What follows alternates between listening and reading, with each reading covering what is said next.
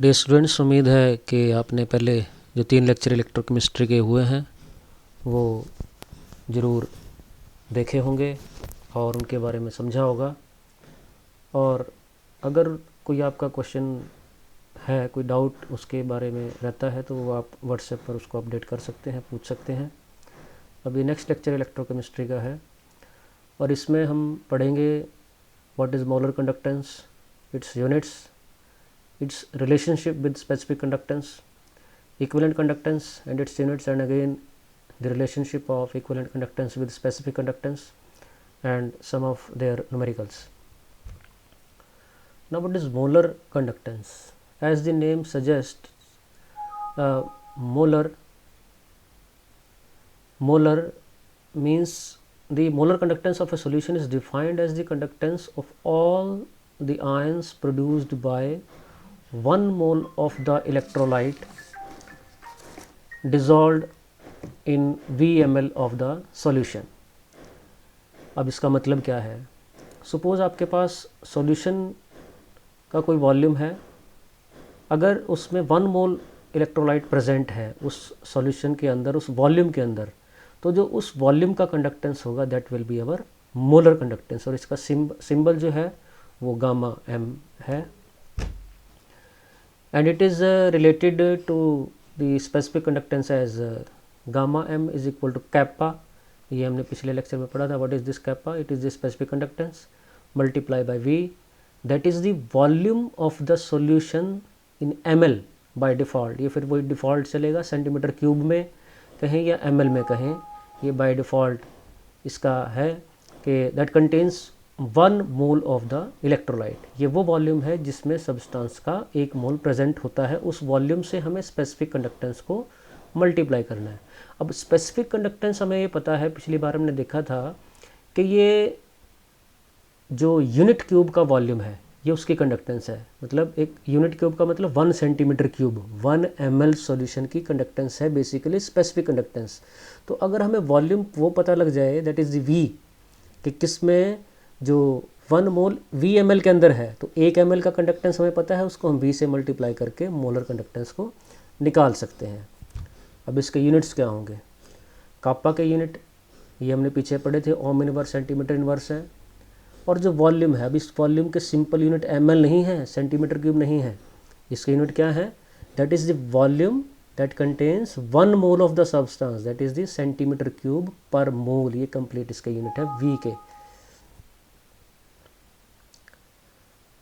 अब इनको जब हम एडजस्ट करेंगे सेंटीमीटर इनवर्स और सेंटीमीटर क्यूब को, तो ये आपके पास क्या आ जाएगा? ओम इनवर्स सेंटीमीटर इनवर्स स्क्वायर पर मोल। और ओम इनवर्स की जगह हम साइमन भी यूज़ कर सकते हैं, तो ये इसके जो है वो यूनिट होंगे।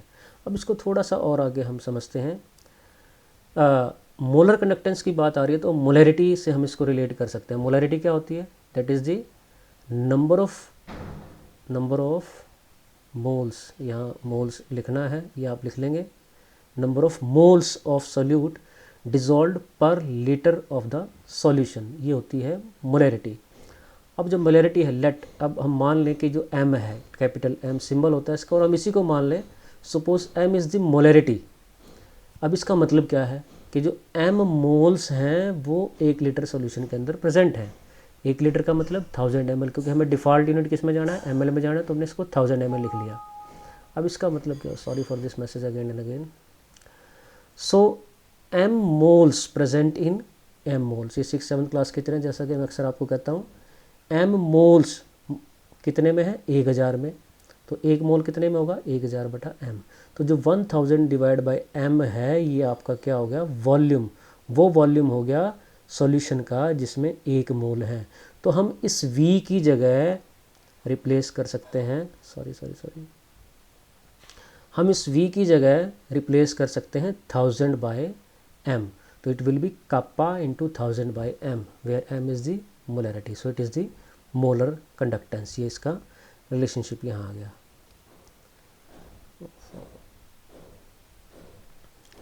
इन्हीं लाइंस पे हम बात कर सकते हैं इक्विवेलेंट कंडक्टेंस की। तो जहाँ हमने नंबर ऑफ़ मोल्स कहे हैं, अब बात आएगी नंबर ऑफ़ ग्राम इक्विवेलेंट्स की। ये एक बार प्लीज़ मैं आपसे रिक्वेस्ट करता हूँ, थोड़ा सा इसको +2 में जाकर मोलैरिटी, नॉर्मेलिटी, ग्राम इक्विवेलेंट और मोल्स को आप ज़रा एक बार रिवाइज कर लें, तो अगर कोई दिक्कत है तो पूछ लेंगे आप। Equivalent conductance of a solution is defined as the conductance of all ions produced by 1 gram equivalent of the electrolyte dissolved in VmL। वहाँ मोल की बात की थी, यहाँ हम ग्राम इक्विवेलेंट की बात करेंगे। उतने वॉल्यूम की कंडक्टेंस कि जिसमें 1 ग्राम इक्विवेलेंट सब्सटेंस हो, सिंबल गामा इक्विवेलेंट है, और रिलेट कर सकते हैं स्पेसिफिक कंडक्टेंस से कैप्पा इंटू वी। अब यहाँ जो वी है, वहाँ ये वी था ml पर मोल या सेंटीमीटर क्यूब पर मोल, यहाँ ये होगा ml पर ग्राम इक्विवेलेंट। 1 ग्राम इक्विवेलेंट का जो वॉल्यूम, जिसमें उतना वॉल्यूम जिसमें 1 ग्राम इक्विवेलेंट सब्सटेंस आपका हो, इलेक्ट्रोलाइट हो। अब क्योंकि इसको क्या है, अगेन दिस कैप्पा जो स्पेसिफिक कंडक्टेंस है, ये बेसिकली क्या है, यूनिट क्यूब में जितना सॉल्यूशन आपका आता है उसकी कंडक्टेंस है, यानी 1 ml के लिए है। तो अगर हमें पता है कि VmL में 1 ग्राम इक्विवेलेंट है, तो हम क्या कर सकते हैं, इस वी से मल्टीप्लाई इसको करके इक्विवेलेंट कंडक्टेंस हम निकाल सकते हैं। यूनिट्स, जैसा कि मैंने आपको कहा, kappa unit same, V volume. अब ये वो वॉल्यूम है जिसमें 1 ग्राम इक्विवेलेंट है, दैट इज़ पर ग्राम इक्विवेलेंट। तो जब हम इनको एडजस्ट करेंगे, यहाँ सेंटीमीटर इनवर्स स्क्वायर आएगा, it will comes out to be ohm inverse centimetre inverse square per gram equivalent, या फिर ओम इनवर्स को अगेन साइमन भी हम लिख सकते हैं। अब इसको भी, क्योंकि इक्विवेलेंट कंडक्टेंस की बात हो रही है, ग्राम इक्विवेलेंट्स की बात हो रही है, तो ग्राम इक्विवेलेंट्स का रिलेशन सीधा नॉर्मेलिटी से होता है। नॉर्मेलिटी क्या होती है, number of gram equivalent of solute dissolved पर लीटर ऑफ द सॉल्यूशन, यानी 1 लीटर सॉल्यूशन में कितने ग्राम इक्विवेलेंट है सोल्यूट के। 1 लीटर का मतलब 1000 ml में कितने ग्राम इक्विवेलेंट है। अब हम मान लेते हैं n ग्राम इक्विवेलेंट है per litre, n is the normality, it means n gram equivalents per litre of the solution present है। तो इसका सीधा मतलब क्या होगा, n ग्राम इक्विवेलेंट किस में है, 1000 सेंटीमीटर क्यूब में। और हम किसके लिए जा रहे हैं, हम जा रहे हैं 1 ग्राम इक्विवेलेंट, हमें चाहिए 1 ग्राम इक्विवेलेंट कितने वॉल्यूम में है। तो 1 ग्राम इक्विवेलेंट कितने वॉल्यूम में होगा, 1000 बाय यहाँ m की जगह आपने कैपिटल E करना है, इस m की जगह यहाँ पे आपने कैपिटल E करना है। सो इक्विवेलेंट कंडक्टिविटी क्या आ जाएगी, kappa into V, kappa into 1000 by E with this units. और E क्या है आपके पास, ये थोड़ा सा गड़बड़ हो गई है, यहाँ आपको n करना है, it is the normality. E जो है बेसिकली हम जो सिंबल लेते हैं वो इक्विवेलेंट मास के लिए लेते हैं, ये आपने ज़रूर करेक्शन करनी है। और जैसा कि मैंने पहले भी आपसे रिक्वेस्ट करी थी कि आप अपना कॉपी पेन ज़रूर साथ लेके बैठें, तो ये जो करेक्शंस मैंने बताई हैं इसमें आप ज़रूर कर लेना। यहाँ E की जगह n लिखोगे, बिकॉज E जो सिंबल है वो इक्विवेलेंट वेट के लिए हम यूज़ करते हैं, तो n आएगा यहाँ पे, n इज़ दी नॉर्मेलिटी। और एक आपके पास यहाँ जो है वो यहाँ भी n आएगा, normality. Sorry for this technical problem again and again. और ये कुछ न्यूमेरिकल्स हैं, सोल्ड न्यूमेरिकल्स हैं, ये आप ही की एक बुक से हैं, मॉडर्न की बुक मेरे पास थी, ये उससे कुछ न्यूमेरिकल्स मैंने सोल्ड डाले हैं। अनसोल्ड आप एक बार करके देख लेना, इनको देख लेना आप न्यूमेरिकल, ये सेल कांस्टेंट का, नॉर्मेलिटी, मोलैरिटी के न्यूमेरिकल्स हैं।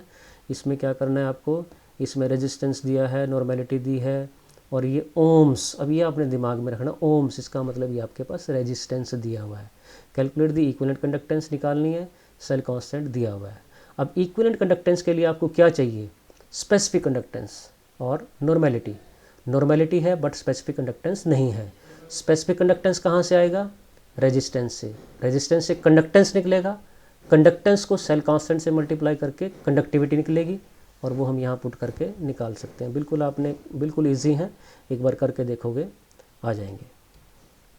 And this is the end of the lecture 4। Thank you very much.